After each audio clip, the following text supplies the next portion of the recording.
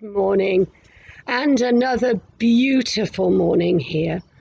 It's a little bit windy this morning, but absolutely fab. It's just such a blessing to be able to sit outside.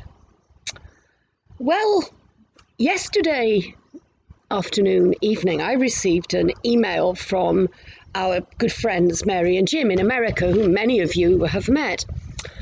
And once again, they've sent a lovely video, a music video that they've prepared for their service this Sunday. And it's set me into thinking really about what to say this morning. And some of you already know this story, but I feel that it's okay to share it again, and I hope you agree. So once upon a time, about 40 years ago, there was a young woman who felt that she had a call to ministry. That young woman was me, and I went along to the dean of the cathedral where I worshipped at the time, and I said, I think I have a call to ministry. And he said, oh, you go home and look after your husband and have children. And because I wasn't an especially confident young woman, I took that to mean that I really wasn't going to be good enough. Of course, this goes back to before there were very many women in ministry, and the attitudes were different. So I let it ride. It niggled away, this call, for a while. And then my life took a different turn, and for about a decade I was in a spiritual wilderness. I didn't have a practicing faith. And then I gradually, as my life took yet another turn, started to think that I would return to church where I was then. And I did. And my parish priest said to me one day, do you think you might have a call to ministry, Heather? And I said, no. I thought about that years ago, 20 years ago, and it was decided that there was no way. She said, whatever makes you think that? And I said, well, I'm not good enough. I haven't got a theology degree or anything like that. I'm just a teacher. And she said, you're not just anything, and I believe you might have a call to ministry. How long have you been running away from it? So that stopped me in my tracks, and I realised that indeed at that point I had been running for probably 20 odd years.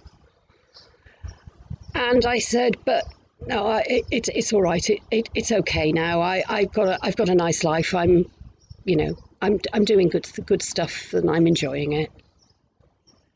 And then one morning I went to church, as I did by then, and we had a new hymn. And it's that hymn, worship song, that Mary and Jim have recorded for their church for this Sunday. And of course, we all know it. And it's reminded me of that bit of my story, which went on and became more complicated, as I'm sure you would realise. But I had run from that call believing I wasn't good enough for a very, very long time. And I'd intermittently said, God, show me the way. And I didn't feel that I'd been shown what to do. And then I rejected God for quite a while. And then I came back. And once again, this niggled at me, and I said, but God, this isn't for me, is it? This isn't for me. And God knows us so well And he knew that he could finally, as it were, catch up with me and that call I was denying through music. Through music.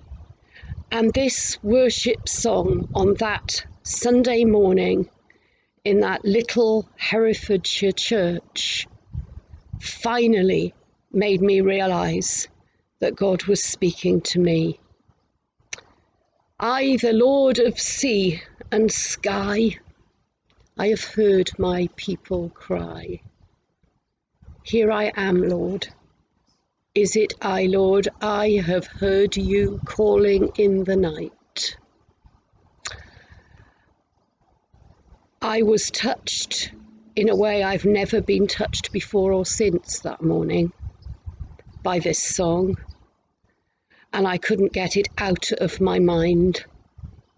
And I thank the Lord from the bottom of my heart for speaking to me that day in a way that I finally was able to hear and acknowledge.